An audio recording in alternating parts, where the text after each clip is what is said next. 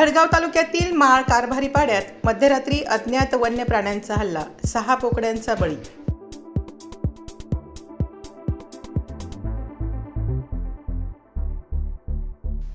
माळ कारभारी पाडा येथे काल मध्यरात्री सुमारे 12 ते 1 वाजण्याच्या दरम्यान अज्ञात वन्य प्राण्याने एका साध्या कौलारू घरात घुसून हल्ला केला।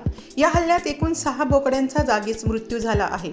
घटनेमुळे परिसरात भीतीचे वातावरण निर्माण झाले असून ग्रामस्थांमध्ये दहशत पसरली आहे।